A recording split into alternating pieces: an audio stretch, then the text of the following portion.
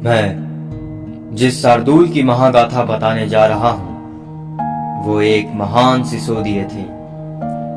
ऐसे महान आत्माएं ऐसे ही जन्म नहीं लेती। इनका जन्म अपनी इच्छा अनुसार होता है। ये खुद तय करती है कि किस कुल, वंश और परिवार को चयनित करेंगी।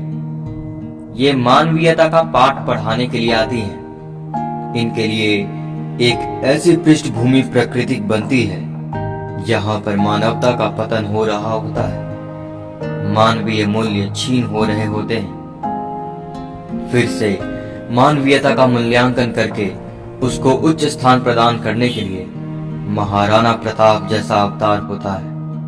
मैं शार्दुल महाराणा की अमर गाथा को शुरू करने के लिए उस परिवार का भी वर्णन करना चाहता हूँ जिसके अच्छे कर्मों ने प्रताप जैसे महाबली को उनके कुल में पैदा होने को विवश किया।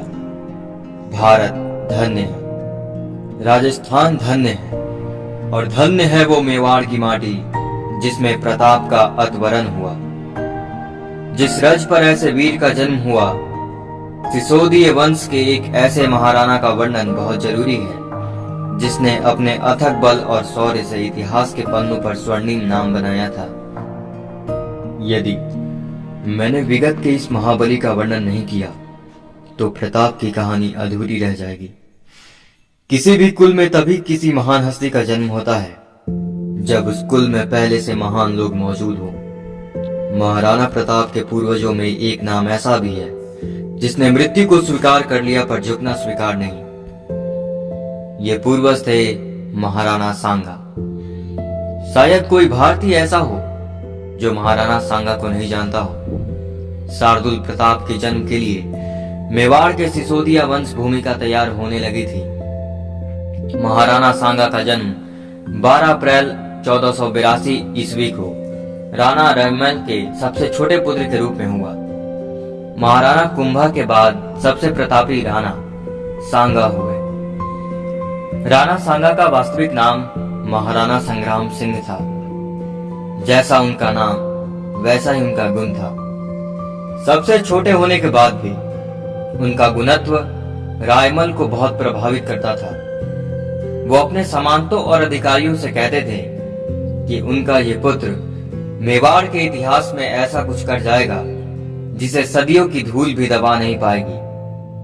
उनकी कही बातों में सामंतों को भी कोई शक नहीं होता था। बचपन से सरल स्वभाव, मानवीय मन की पीड़ा का आंकलन करने की क्षमता उनमें अद्भुत थी। अहंकार से उस बालक को दूर तक कोई छुआ नहीं था। वो अल्पायु में अपने माता पिता रामयमल के राज के कार्यों में ऐसे सहयोग करता था जैसे उसे इन सब चीजों से पूर्व ज्ञान हो। उसके किए कार्यों से दरबारी और सामंत ठगे रह जाते थे। उनको उस बालक में मेवाड़ का सुखद भविष्य दिखने लगा था। सबसे बड़ी उस बालक की गुणता यह थी कि वो किसी जाति धर्म का भेद नहीं रखता था। वो भले ही मेवाड़ के महाराणा रायमल का पुत्र था पर उसके भीतर इस बात का तनिक भी अहंकार नहीं था। वो अपने लोगों से ऐसे मिलता था जैसे वो उसके परिवार के अन्य सदस्य हो। किसी भी मुहिम में वो हर सामंत की राय लेना महत्वपूर्ण मानता था। उसके विशेष गुण ने सभी बिखरे हुए सामंती मोतियों को एक ही तार में पिरोना शुरू कर दिया। परिवार और समाज ही नहीं, उसके सभी सामंत उसे अपना मानते थे। इतनी कम उम्र में उसकी निर्णय क्षमता और कार्यकुशलता से लोग दांतों तले उंगलियां दबा लेते। राणा रायमल के सभी सामंत उनसे कहते, महाराणा, ये आपका पुनः इतनी कम उम्र में ऐसे निर्णय लेता है जो अनुभवी लोग भी नहीं ले पाते। अपने पुत्र की प्रशंसा सुनकर महाराणा रायमल भीतर मुग्ध हो उठते थे। उन्हें मेवाड़ भविष्य स्वर्णिम लगने लगा था।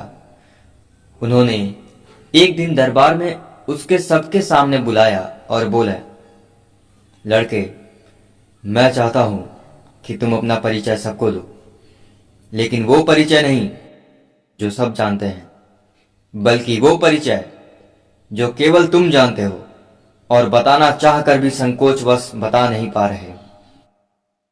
संग्राम सिंह, अपने स्थान से उठकर खड़ा हो गया और फिर वो शार्दुलों की तरह चलता हुआ सभा में मध्य गया। वहां पर खड़े होकर उसने अपने हाथ जोड़ लिए और बोला, महाराज, आपने मेरे मन की सही साथ थे ली। मैं मन ही मन काफी दिनों से अपना वास्तविक परिचय देना चाहता था, पर संकोचवश मैं अपनी बात कह नहीं पा रहा था। आज जब आपने मुझे अवसर दिया तो मैं अपने मन की इच्छा जरूर पूरी करूंगा। मुझे ये जो आपने अवसर दिया है, मैं इस अवसर के लिए आपको कोटि कोटि धन्यवाद करता हूं। मैं संग्राम सिंह मेवाड़ का तुच्छ सेवक हूं। ये मेरा भाग्य है कि मुझे इस पावन भूमि पर मेरा जन्म हुआ। मेरे मन में एक प्रबल इच्छा है, यदि आप कृपा करें तो मैं व्यक्त करूं। निसंकोच कहो बालक, मैं भी मेवाड़ से इस तुच्छ सेवक के मन की इच्छा को जानने में व्यग्र हूं।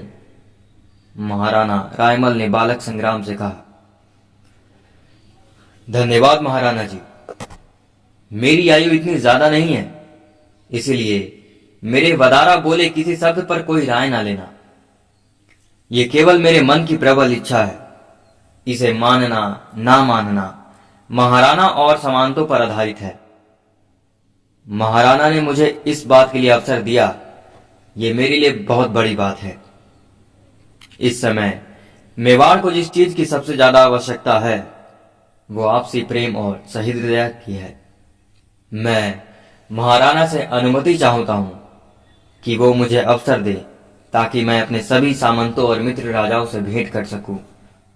मेरी भेंट के पीछे कोई और लोलुपता नहीं, बस एक ही इच्छा है कि मैं अपने लोगों से मिलकर उनके मन की स्थिति को भांप सकूं। जब तक हम एक दूसरे को नहीं समझते, तब तक हम कैसे जानेंगे कि हम एक दूसरे के प्रति कितने समर्पित हैं। हम एक ही माता मेवाड़ की संतान हैं। जब हमारी माता एक है तो फिर हम सब एक परिवार के सदस्य क्यों नहीं हैं? संग्राम सिंह ने महाराणा संग्राम सिंह से कहा। अब आगे की कहानी अगले भाग में। धन्यवाद।